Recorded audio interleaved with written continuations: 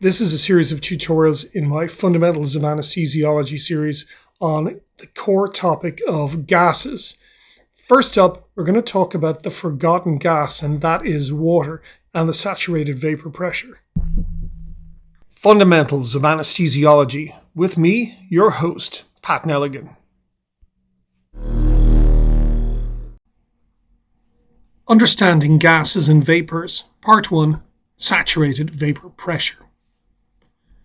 I'm walking through the ICU, and one of the patients who is mechanically ventilated has a very strange jingle-jangle waveform on their vent screen. On closer inspection, the expiratory tubing is full of water. Why? One of the first things one learns in science as a child is that all matter can exist in three forms: solid, liquid, and gas. They can also coexist in those forms simultaneously. Water is the most ubiquitous substance that we encounter in different states.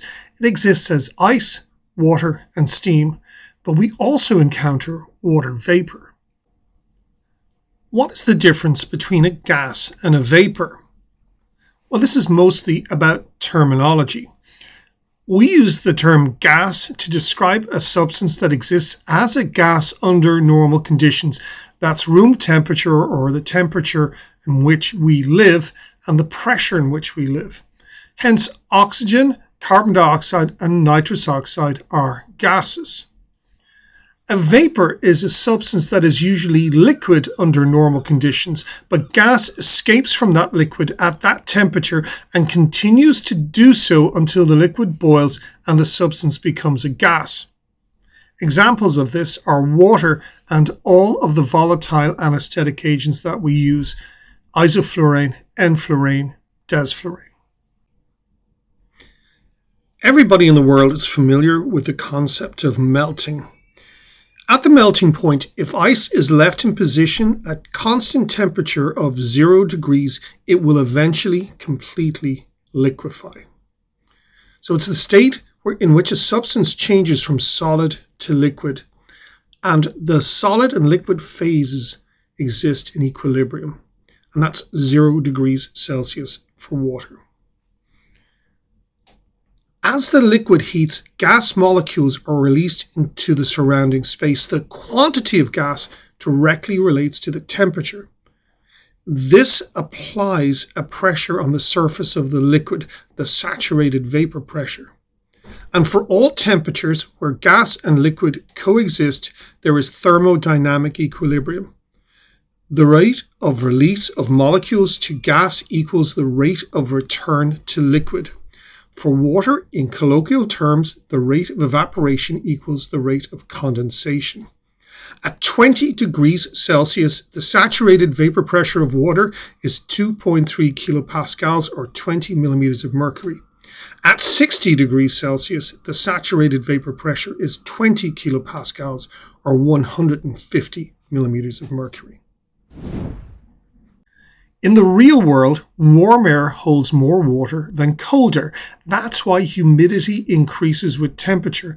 It's also why your breath condenses in cold air or onto colder surfaces, such as when you blow on your eyeglasses to clean them.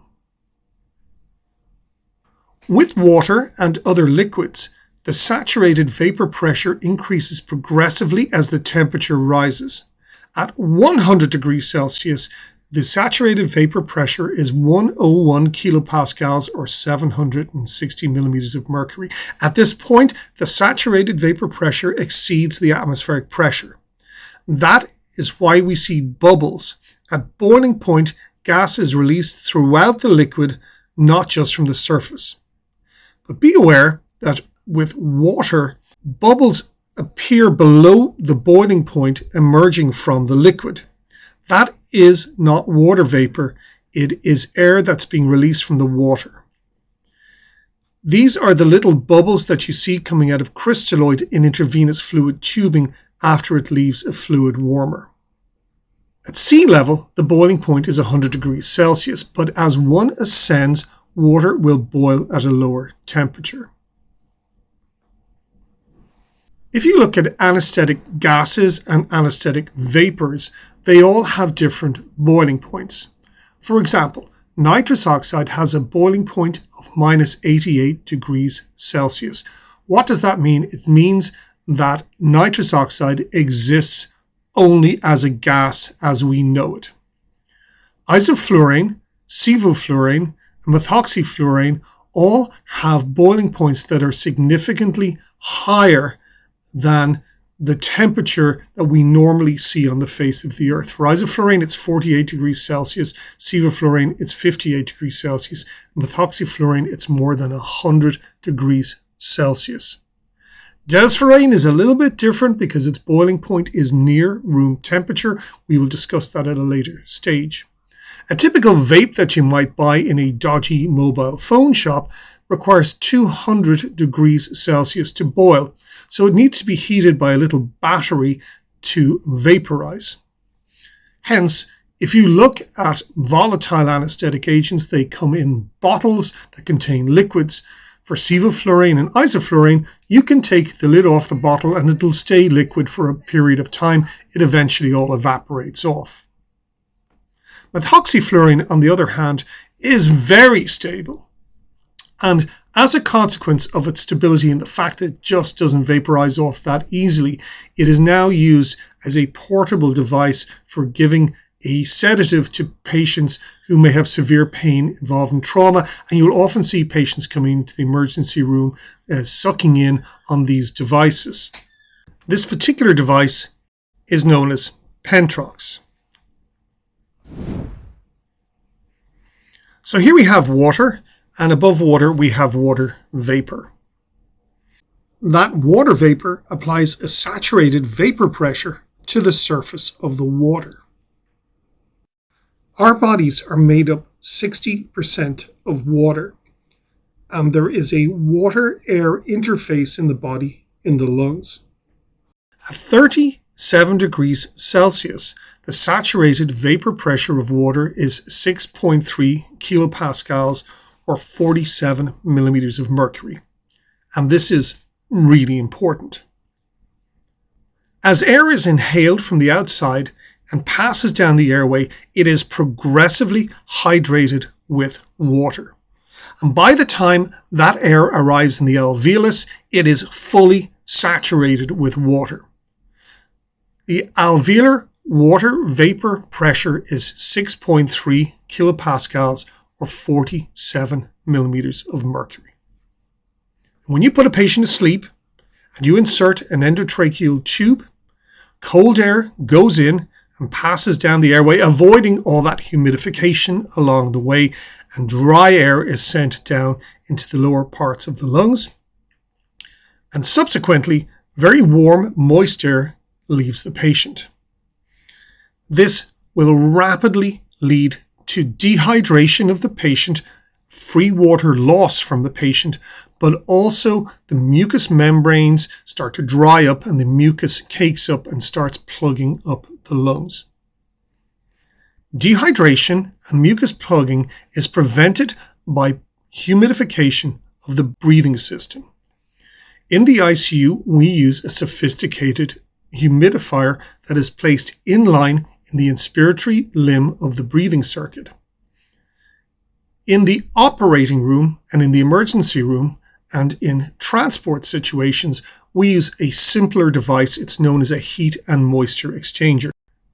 Some things to consider. Water condenses in cold circuits, so watch out for water in your breathing system, particularly in the ICU. That's what was happening with my patient in the ICU. The expiratory limb of the breathing circuit was filling up with water. High-flow oxygen delivery systems heat the inspiratory tubing to prevent water from condensing in it. Otherwise, the patient will be power washed with the nasal catheters. If used, for example, in the ICU, the heat and moisture exchanger should be changed every 24 hours for two reasons. One, they get just completely full of water, and two, the bacterial part of the filter fails. So this is the heat and moisture exchanger, and it connects into the anesthetic machine by this side stream analyzer tubing. Just below where the tubing connects, water can condense and get caught by a water trap, but this rarely fills, and there's a good reason for this. This is how the HME, the heat and moisture exchanger, works. The yellow part is made of a material that traps water. The simplest material is cardboard. The red part is a moisture barrier and a filter that traps bacteria. When gas flows out of the lungs, water vapor is carried in it, but when the water encounters the HME, it gets trapped there.